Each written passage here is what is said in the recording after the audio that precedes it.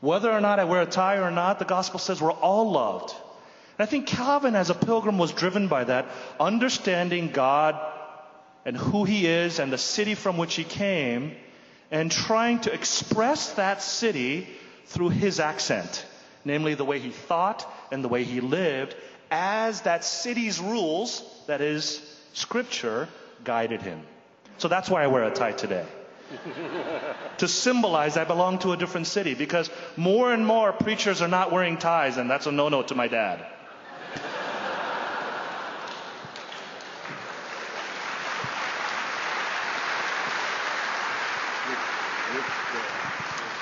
We have 4, at least, pastor theologians here on the panel who are full-time, or at least in the pastorate, and also involved in academics and theology. What insights would you guys have for us on Calvin's life as a pastor theologian from your experience in being that?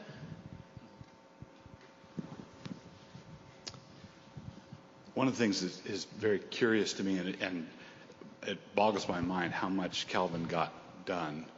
And then you read about his life, and he's not just up in his room writing commentaries or brilliant theological reviews. He's down in the street breaking up street fights and advising the city council on various issues and writing letters to people all over Europe. And, you know, I sometimes wonder, why couldn't God have just given Calvin the life of leisure that he wanted in a library somewhere, and just what his output could have been then?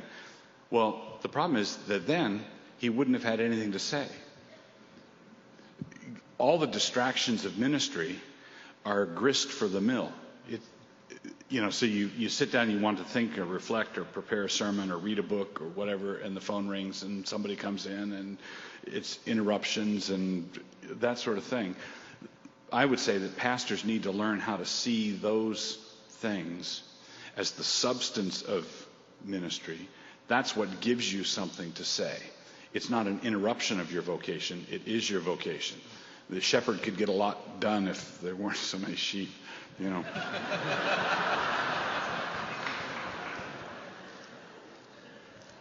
I have to be honest and confess that I struggle at times to connect with Calvin as a pastor. And I think it comes from a couple of things. And just reading a couple of the biographies, I read Bruce Gordon's as well, which is probably the most exhaustive one that's come out. I highly recommend it. And others. I mean, maybe this is my shortcoming. I don't know any of the civic officials in Oklahoma City, Oklahoma. I don't know the mayor personally. I've never had any dealings with them. I never think about how the affairs in my local church are going to affect them, or the decisions they're making in council meetings are going to affect me. Calvin lived in the middle of that on a daily basis. He was constantly engaged with the civic and political affairs of his city, and the relationship that his church had to that in Geneva. You can't understand him apart from it. I don't know how to connect with that. Maybe it's to reveal to me shortcomings where I need to be more engaged. I need to know who they are. I need to attend the civic hearings and whatever. Perhaps that's what I should learn, but I don't. And so it's difficult sometimes bridging the gap between 2009 and the 16th century. And then also, when you think about, you talked about his productivity. He preached twice every Sunday and every day of the week, every other week. Well, most pastors now preach one sermon a week. I mean, there was a time when I did 2, and if you put 15 to 20 hours per message into preparation, your entire life is wiped out basically just from preaching. I don't know how he did that. I don't even know how to relate to that.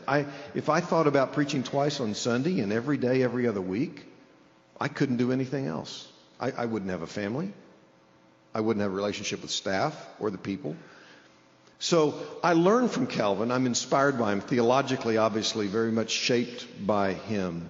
I consult his commentaries.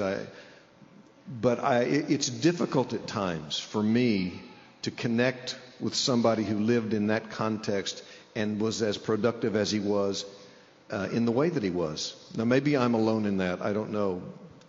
The only thing I would add to your first point there, I think the second point about his astonishing productivity is just, it stands. I just don't know how he, the guy was brilliant and industrious, and that's just the way it was.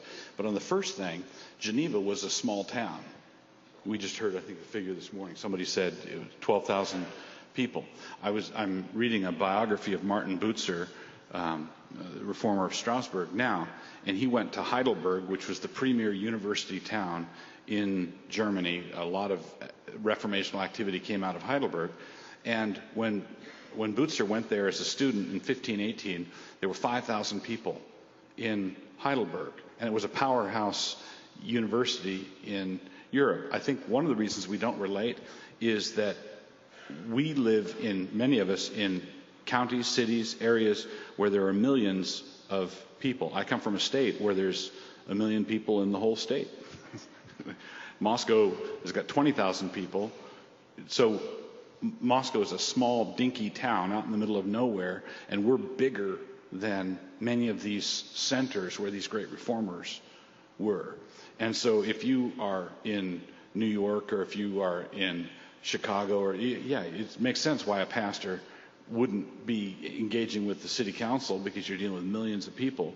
But Geneva was smaller than the town that I'm in now. And I have, I'm afraid, been hauled into city council. But even thinking about Calvin, how he had to wrestle and fight constantly with the fact that he and those in his church did not have the final say as to who could be admitted to the Lord's table.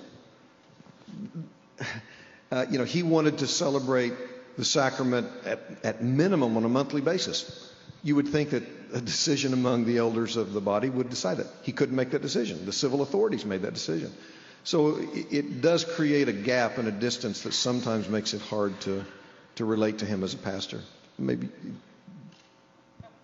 you're looking at me really funny. I don't know. No, totally agree. I mean, same thing about all my heroes. I feel inferior, discouraged, depressed, paralyzed. That's why we're having a conference for them, right?